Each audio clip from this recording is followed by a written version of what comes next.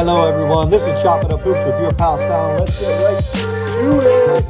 Sacramento Kings played the Charlotte Hornets last night. They ended up coming out victorious, winning 115-108. Kevin Huerter scored 26 points, had 2 rebounds and 5 assists. I still have no idea why the Atlanta Hawks traded him to the Sacramento Kings in that DeJounte Murray trade, and they lost a good one from Kevin Huerter. He was solid with them in the playoffs, and he continues to be solid with the Sacramento Kings. The 76ers pulled out the win, 118-111 against the Washington Wizards. James Harden had 23 points, 7 rebounds, and 17 assists to boot. Kristaps Porzingis had 32 points, 9 rebounds, and 3 assists. He continues to do well for the Washington Wizards. The Nets and the Pacers competed against each other last night, and the Nets ended up on the win column 109-116. Chris Duarte, the second-year player, had 30 points, 3 rebounds, and 1 assist. Kevin Durant dropped 36, 9, and 7. Kyrie also followed right behind him. You had the Hawks that played the Raptors last night. Once again, they could have used Kevin Huerter to back them up. They lost to the Toronto Raptors 139-109. DeJounte Murray had 24 rebounds and 9 assists. Pascal Siakam had 31 points, 12 rebounds, and 6 assists. I'm telling you right now, we have to watch for the Toronto Raptors right now. They have that African connection with Koloko, Precious Achiuwa, Pascal Siakam, and Anunoby. Man, those guys are geared up. They're long. They're athletic. They block shots. They protect the perimeter. Anunoby's really come out to be a good defender early into this season. The Bucks wanted to protect their undefeated win streak at home, beating the Detroit Pistons 110-108. They're now 6-0. Cade Cunningham for the Pistons dropped 27.6 rebounds and 7 assists, while Jrue Holiday hit 2 clutch threes towards the end of the game that put them over the top. He had 25.7 rebounds and 10 assists, while Giannis Antetokounmpo had, again, another 30-point outing with 31 points. They continue to look good and win those close games. The Jazz continue to play well in the West. They beat the Grizzlies 121-105. Ja Morant had 37, 5 rebounds, and 4 assists, while Lauren Markkanen, that guy continues to play well. 31 points, 11 rebounds, and 2 assists. So, the Bucks have allowed their opponents to take only 30% of their shots from three-point range. They are 8th overall in three-point makes, which is really good, considering they weren't that high last year.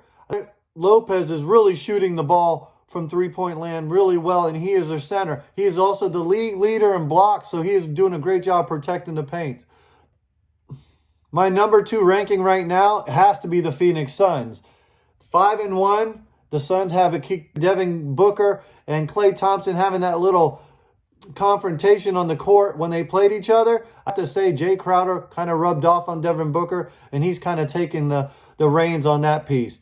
Lineup with Jock Landale, the player out of Australia, and was a plus 16 in a little more than 7 minutes against the Golden State Warriors, and other 4 starters were a plus 21 in 46 minutes without Ayton over the weekend because he sprained his ankle against the Pelicans. The Suns basically got Landale from the Hawks this summer, but he's played the 8th most minutes on the team. He scored more points than Chris Paul. He's blocked more than twice as many shots as Ayton, so he looks to be a solid contributor as the season continues.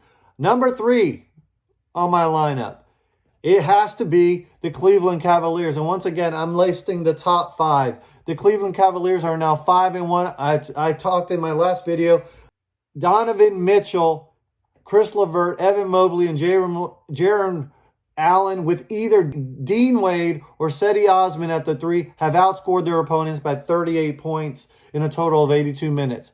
Donovan Mitchell continues to shine as the leader of the Cleveland Cavaliers, and it's not clear when Darius Garland will be cleared to play. Hoping to have him by next Wednesday when the Celtics are going to be playing the Cleveland Cavaliers once again. LeVert has been a solid player as a secondary ball handler, having a big game against Boston, and he's averaging 6.7 assists. Number 4 has to be the Portland Trail Blazers. They're still 5-1. The Blazers did lose Damian Lillard to a calf injury, but that has not hurt them for the time being. You know, I think they're pushing the fast break even more. Chauncey Billups does see the athleticism. Joseph Nurkic and Anthony Simons were capable of the inside-out tandem, combining for 57 points, an effective field goal percentage of 70%. I mean, you don't get any better than that. And over Houston featured Shady Sharpe. I talked about this guy. This guy can jump out of the gym. He can score the bucket from every part of the court, and he's by far a great pickup as a rookie for the Portland Trail Blazers.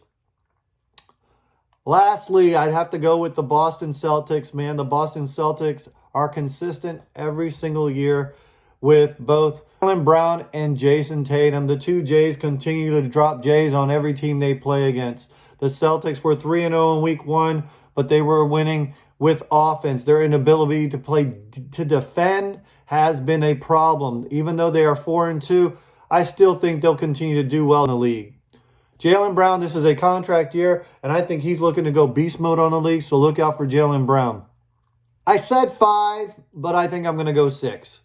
The Utah Jazz. The Utah Jazz, after that big swirl, moving Donovan Mitchell to the Cleveland Cavaliers, moving Rudy Gobert to the Minnesota Timberwolves, they are 5-2 right now. They are doing awesome. And this, we're talking about guys who have never really played together other than Jordan Clarkson and Conley as the two starting guards. Moving Jordan Clarkson to the starting guard was phenomenal. Kelly Olynyk has been solid as their starting center. He has a great basketball IQ. He knows how to read the offense. He knows how to read the defenses and is able to make great passes. And he can shoot the three. When the clutch three-pointers in which he's made in the close games, he's gone 4 for 4. That propelled him to win their games. So, once again, the Jazz at 5-2. I'm high on the Jazz right now. Just Chop It Up Hoops with your pal Sal. If you like what you've heard, subscribe, like, comment, and share. God bless.